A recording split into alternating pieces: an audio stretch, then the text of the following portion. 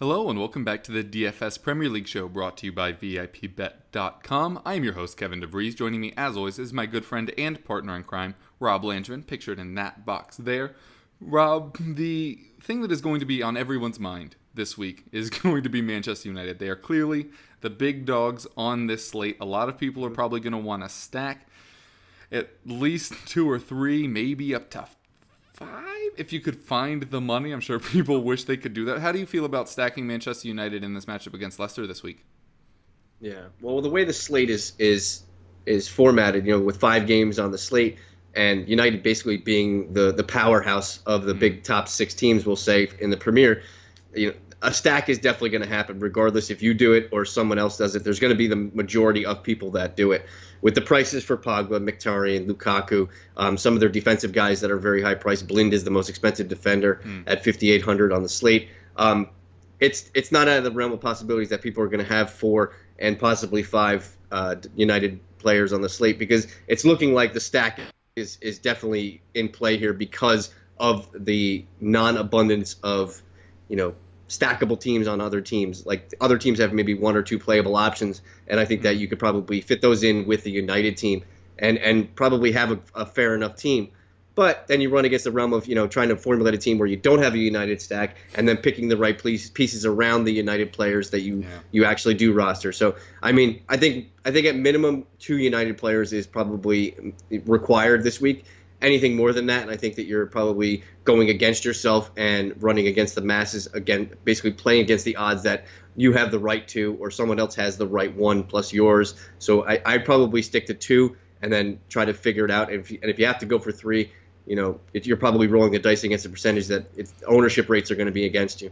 Yeah, that is going to be the big issue this week, is that all of them are going to be so highly owned that it's really, do you roll with the tide and then because I don't think any of them are going to be more than like 80% owned. So do you want to leg up on that at least 20% or more by jumping on ship? Or if you genuinely think Manchester United aren't going to do that well, do you consider, like you say, trying to find the pieces that aren't on United and try to gain an advantage on the overwhelming majority of the people that are going to play on all these in all these games on Saturday? So it'll be very interesting to see how this comes out.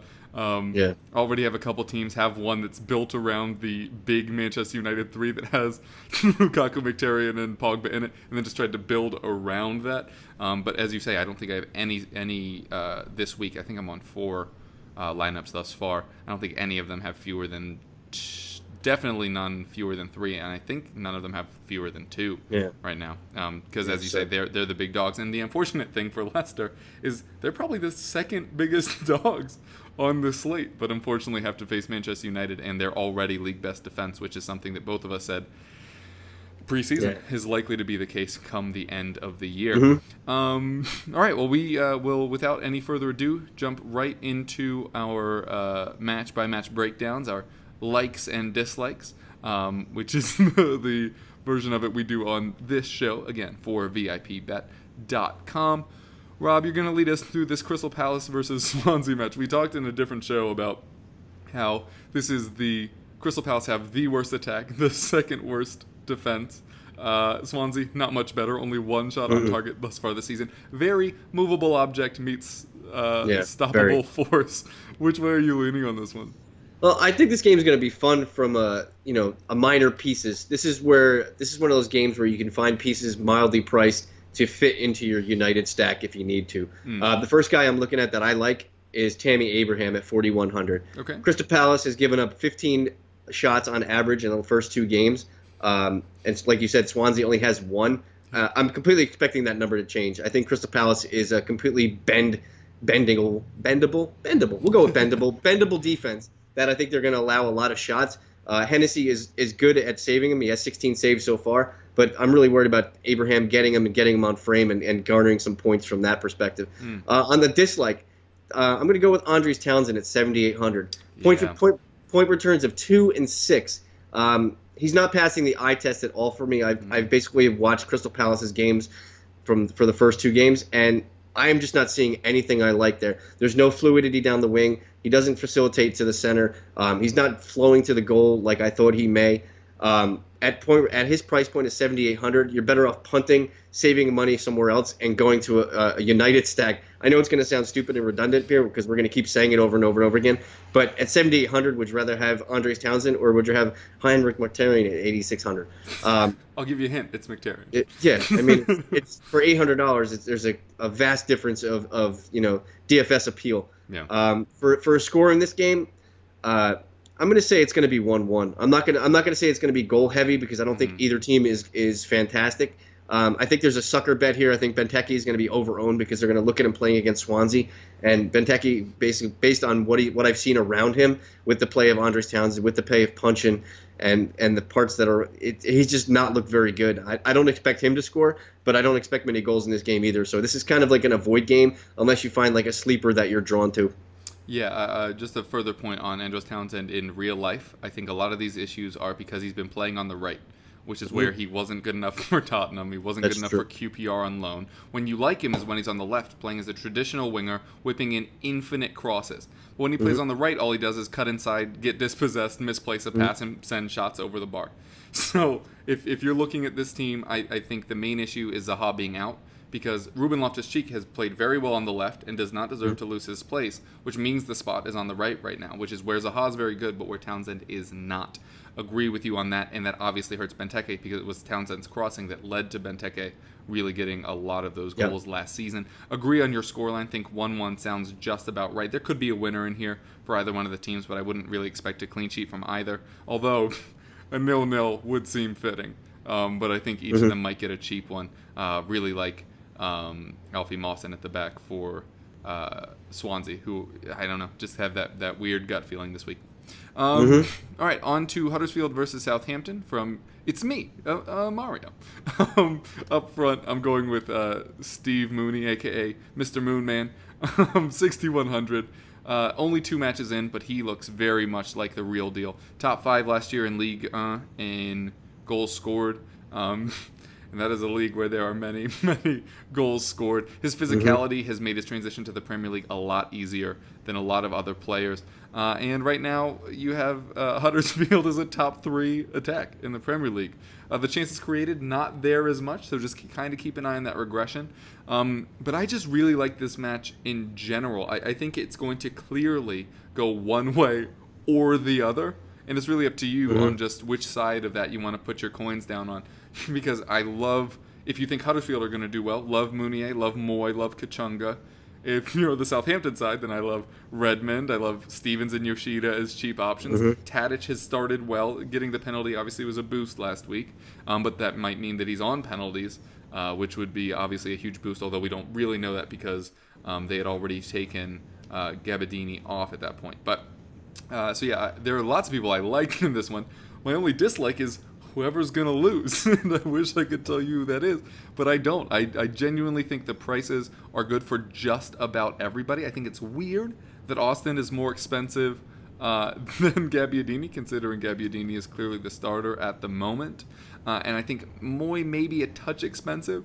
Like the DraftKings guys got a little too hyped on how well he's looked, putting a 6,500 tag on him already. I still feel he has like a month left of sleeper ability before he should have reached this kind of price. But that doesn't make him a bad option. It just makes him a little less of a value. But yeah, not a whole lot to dislike in this match. I think it'll be a really interesting watch. And the first real defensive test that we're going to see for Huddersfield. But they have looked very good. David Wagner, a very competent and capable manager. There is some chance season long of regression. We've seen teams like last season. Hull started the year incredibly well before kind of crashing out. People figured them out, learned how to deal with it, much like first-year pitchers, as Rob will know from his Razzball writings. But yeah, for now, I like both sides of this match, and I think it'll be fascinating. There's not that many big matches on this slate. If you have the option to watch one of them, I'd recommend watching this one because it'll give you a lot of information on a lot of value plays for the rest of the season. I'm going to go. Man, I don't think this is a draw. I think both of them are good enough that it swings one way or the other. Oh man, I'm gonna go. I backed Mooney, didn't I? I'm gonna go Huddersfield 2-0. Yeah, this This to me on the slate is the one swing game for ownership and building up a lineup that is going to completely sway who wins or who loses. If you go heavy on Huddersfield and you get like 2 or 3 of their players, and when we get to our teams, I'm sure Kevin has a few and I have a few currently in the team that I'm going to share with everybody. But if you have Huddersfield guys or you have Southampton guys, because it can go either way. There's a good reason to have defensive metrics for Huddersfield. They have 0 goals allowed in the first 2 games, so there's reason there. The prices are very comforting. With most of their defenders are in the 3s, low 3s, mid 3s, so you can have an investment there. And then there's value in through the midfield with Aaron Moy, and then Steve Mooney at the top at 6,100. But they're on the reflexive of that, Southampton has very useful parts as well. Nathan Redmond is a very untouted player right now. Look at his shots on goal. He's in the top 5, I believe, in the league, and he just doesn't have any results yet to go for. Southampton is always, has a good defensive team, especially for DFS. Ryan Bertrand and the likes, and then they go down the list, and they're all cheap. Jack Stevens, Maya Yoshida, keep going down. So I think this is one of the swinging gate games. That's if Huddersfield does well and those players do well, that team's going to win. But if they do bad, you're going to not place. If Southampton is the rostered players, those teams are going to do well, and then they're probably not going to place. I think this game, I said 1-1 before for Crystal Palace Swansea. I think this game has 2-1 written on it for Huddersfield. I think Huddersfield are the better offensive team right now. They're basically Huddersfield is playing a great style of ball. They're playing unified defensively and not missing chances is basically what they're doing. And whether that be luck in the beginning of the season or whatever it be, but they're basically playing good enough ball to play defensively well and not miss an opportunity. Yeah, completely agree with you. Just for people at home, just because both of us said we think Huddersfield win does not mean that Southampton can't or won't win. It's just the way both of us are leaning at the moment, as we said multiple times, could very much go either way. But do love the form that Huddersfield are riding into this match with. On to you, talking to us a little bit about this Newcastle versus West Ham match. This is an interesting one. We have Chicharito finally showing up last week, Antonio back in the fold, Lanzini seemingly on the way back soon. Whether or not he makes this weekend, probably not, but possible. Newcastle, they're looking like a 20th place team right now. Yeah, they're not. Do you think this is going to go West Ham's way? I do think it's going to go West Ham's way. I don't think Lanzini featured in this game. I think that they're going to use the extended international break, get him completely 100% fit. Yeah. This is probably the one match on the slate where it's all right, I like these guys, but I want to wait to see what lineups look like before the match starts. Newcastle really doesn't have anything alluring to me that I'm going to be buying into. Matt Ritchie's been underwhelming the last 2 games. Newcastle doesn't have anything defensively. Rob Elliott's okay in defense, and he could be a bargain play here because West Ham I think is going to pepper the goal, but I think they let in goals, so that's a negative to his value. Yeah. The one guy I like in this game, and it's no surprise to Kevin, it's going to be Mikel Antonio at 6,700. He's he's the Swiss Army hammer is what he is. Guy could play defensively, midfield, forward. He's good with his feet, good with his head. He's just a talented player when he's fit. And now that the West Ham is starting to have better tools around him, the play of Chicharito I think is going to be very relevant to how well Antonio does. Chicharito is a bargain this week at 7,000, but I'm looking at Mikel Antonio at 6,700. The guy I don't like. If there's one goalie on this slate that you don't like, his name has to be Joe Hart. I don't care who you think it is. At 4,500, I do not trust Joe Hart to walk my dog right now. With returns of -1 and -4. Listen, Joe Hart was a good goalie, maybe, in some people's opinion. He's a winner of 2 Golden Gloves awards in the Premier League for most clean sheets. But I think that's more indicative of a defense built in front of him. West Ham does not have that defense. With Cresswell, Masuaku, Font, whoever else you want to put in there, Declan Rice. I mean, it's not fantastic for a Joe Hart show here. I think West Ham win this. I'm not going to say they win it easy, but I think they do definitely get a multiple goal here. I think so. I'm going to say 2-0. I think they actually get a clean sheet, but I don't think Joe Hart does anything significant to give you any value there from a clean sheet. Yeah. I am not as confident in this as I would like, but I don't think Newcastle have scored yet. I don't think if memory serves, either they haven't scored or they got like a late one that didn't matter last week. But their attack has looked dreadful thus far. So yeah, I'm totally on board with you with your West Ham call. The only threat that Newcastle have seemingly posed thus far is Christian Atsu. And him up against an aging Zabaleta could be a way for Newcastle to get into this match. Don't know if it happens, but if it happens, that's probably going to be how it happens, or a Richie set piece, obviously. But I'm gonna go West Ham. sneak in a clean in this one. I'm going to go 2-0, and I think it's going to be the main boys, as it typically is for West Ham. Usually not a whole lot of surprise scores. I think it's going to be Antonio and Chicharito with the 2 for this one. Yeah. Yep. Okay, on to Watford versus Brighton Hove Albion. It's you got to throw up the rock for this one. But the one that I like, the one that you like, he's the one that I want. Doobie doobie doo shoot wah ooh honey is Richarlison on 5K. He, like Mounier, already looks really good in very few minutes. Third in shots total, fifth in shots on target, and has only really started the one match of the 2. Yeah. Obviously, small sample size, but he looks good. He does. Looks like a player that will really fit in the Premier League. And he's looked good without having the kind of physical pairing. Well, they did it in the Carabao? The League Cup yesterday. Yes, that cup. With Deeney. I don't think Richarlison is a lone guy, but if he can feed off Deeney the way we saw, say, with Igalo, who I think ended up with like 17 goals that year. 16 or 17. Yeah, it was crazy. Which was crazy. Richarlison, for me, Richarlison is more talented than Igalo was. So this could be very promising. Capu, weirdly not in the starting lineup the first couple of weeks. Did score last week anyway, though. Some injuries there. Pereira looks to be out with a long-term thing again, along with Jan Mott. I don't know what it is with hamstrings and tendons at Watford, but I think Richarlison can be a very, very good option, both season long and this week. My dislike here is going to be, I just realized I didn't highlight him that whole time, but he's right next to Anthony Knockaert here, who is my dislike of the week. He has not started a match yet, so this may seem harsh, but he was supposed to be like the big ticket promoted guy, and we have them every year, but it's very clearly Aaron Moy right now. Of the promoted guys that is really taking the league by storm. Is it possible Knockaert turns it around? Sure.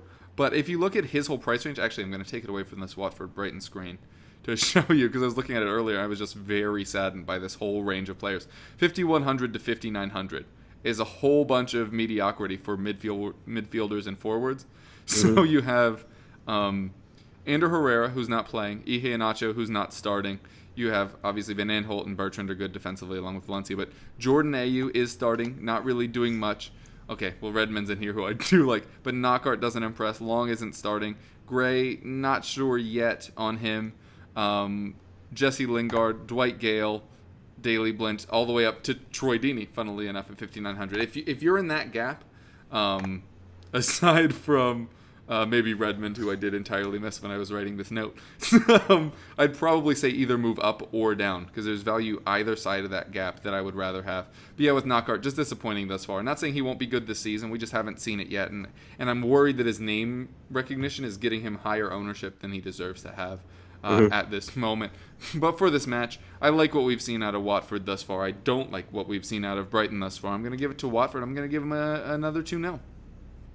Yeah, I think Watford has the better of Brighton in this game. Brighton just has been a disappointment. If Newcastle's bad, Brighton is maybe just a half step worse, better than they are, if that. I love the call of Richarlison. He looks like a player to me in most formats, especially like season-long stuff.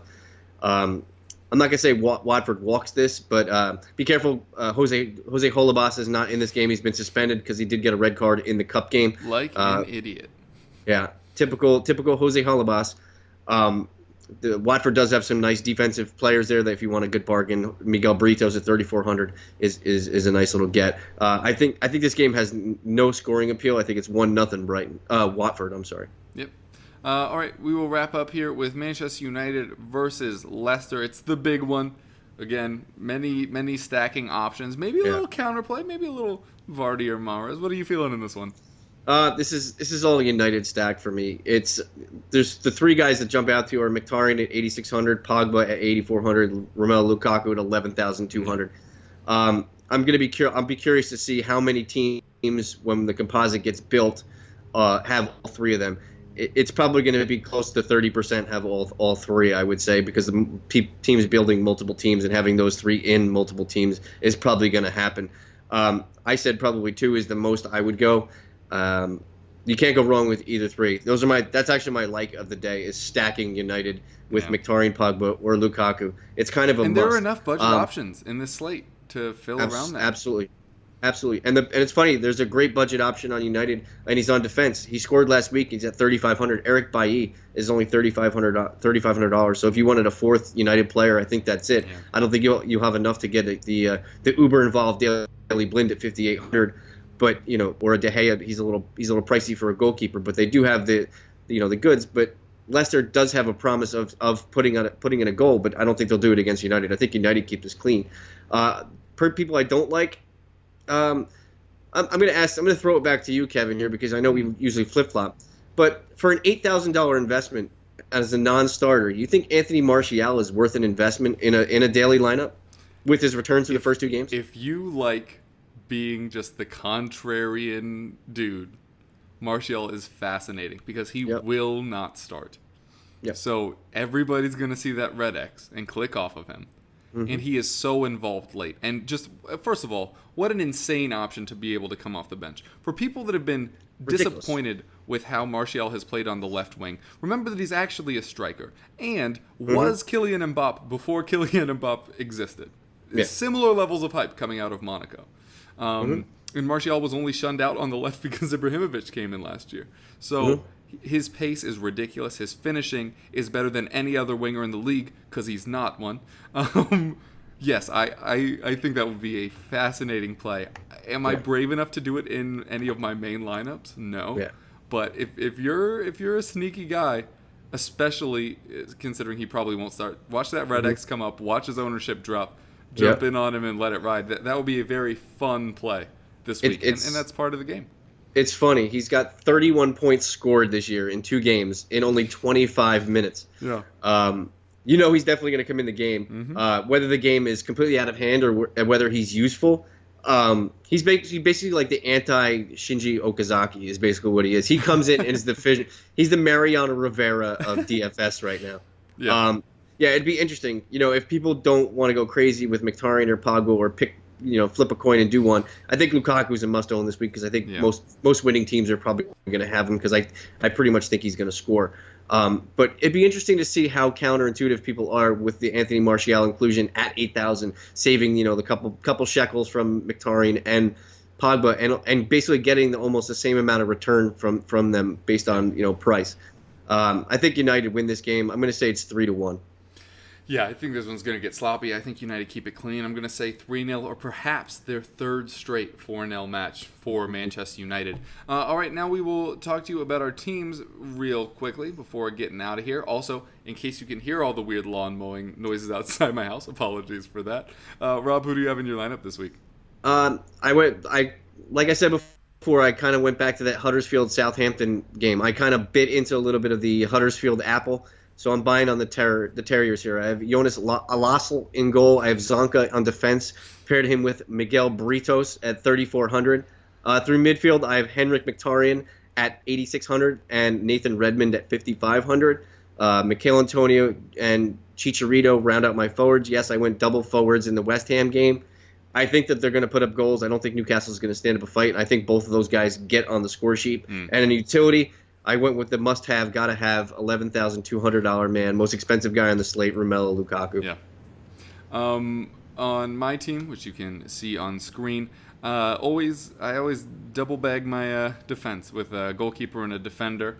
In this particular week, I wasn't planning on going Palace, admittedly, and then just had enough money left to bump up to both Wayne Hennessy and Timmy Fosu-Mensah. As he said, this is movable force, stoppable object. Every chance that Swansea just don't click. And this is obviously the third week in the De Boer system for Palace. Maybe they're a little bit more resolute now. So I have them 5,200, 3,500, obviously. Then paired him with Phil Jones, who's the other Manchester United guy. Although now that I'm looking at my team, I have 200 in the bank, and that could very easily buy A. And it should be. So in case you're at home wondering which one you should have, it's Baye. So I will be making that change. I mentioned Christian Atsu and how lethal he can be at times. Weirdly, the DraftKings format usually picks up on good performances more than, say, the official game where it's just goals and assists. Atsu not really racking up the points in DraftKings thus far. I'm willing to bet that his real-life performances will start to come in line more with his fantasy points. But he could just end up being one of those guys that just does not fit format. But I'm willing to give it a go again because Zabaleta is aging. If Newcastle have a way into this match, as I said, it's probably through Christian Atsu, who has looked like their biggest threat thus far. Have Pogba in this team because you have to. He's the cheapest of the 3 United guys, so owning him seems pretty clear. A goal, 2 assists last week. Very, very devastating going forward, and Leicester's defense, again, as you say, not super impressive. Went with Chicharito here, coming off his 2-goal performance. Newcastle look awful. So, really like the chance Chicharito's going to get. Saw somebody complaining that he doesn't get a lot of interesting opportunities, that they're all close to the net. That's where you want them to be. That's what a striker does. In fantasy. That's like arguing you don't like a 3-point shooter shooting free throws because it's closer. Like, yeah. What? Okay. So I love Chicharito, Lukaku in the team as well, and I do have 3 lineups done already. Did not realize this is the one that I had Vardy in before, saying that I think Manchester United keep a clean sheet, and regardless of that, have an attacker fighting a defender, which you also shouldn't do. So this is a pretty bad example to show you of teams of mine this week, but it's given us these interesting talking points. Yeah, so absolutely. It worked out in the end. I have it in my team too. I have Redmond with the Huddersfield stack defense. Yeah. So, but I think Redmond squeaks out enough value with his shots. True, and that does exist in the DFS format more than others, where you could have a very good day that doesn't end in goals. But Vardy, not that kind of player. Yeah, no, definitely not. Yeah. So there will be changes to this, but that's my current team thus far. Rob, where do you think the winner is going to land this week, point wise? We were pretty much on the money last week. Yeah. We said between 130 and 140. I think it ended at 134 change, somewhere in that vicinity. All these points are going to come from the United match. How many of those guys, Mkhitaryan, Pogba, Lukaku, are on Martial are on the score sheet are going to determine how much stackable points are going to be on this slate. If United do win 3-0 and 3 of those guys get a goal and 3 of those guys get all the assists, this game's going to be in the 150s. But if it's not, if they score up 2 goals and Rashford has 1, maybe a goal from the defense like last week with Bailly, it'll be a little lower. So the point range here could be anywhere between 120 to 150, basically depending on how much stackableness that United has and how much those players score. Yep, I agree with you there. It could be a widespread this week. Yeah, somewhere between 90 and 170. How's that for a prediction? Somewhere between 0 and infinity. And all of them. Right, exactly. All right, well, that'll do it for us today on the show. Big thanks again to VIP-Bet, who, of course, are the ones that bring you this show. There will be potentially some changes going forward, but we'll be sure to let you know at our Twitters and the VIP-Bet Twitter as well. Rob, what is yours, and where else can people find you?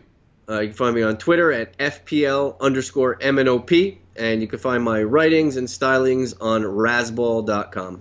Yeah, and I'm your other host, Kevin DeVries, at Keveroff on Twitter. You can find us both on the FPL Roundtable, which you can find at EPL Roundtable and EPL Index. Also find us on iTunes and Acast. And if you're looking for my writing, it is at goal.com under the gaming tab. Of course, talking all things fantasy. All right, thank you guys so much for listening. Again, thanks to VIP Bet. Best of luck to your teams this week, and we'll catch you next time.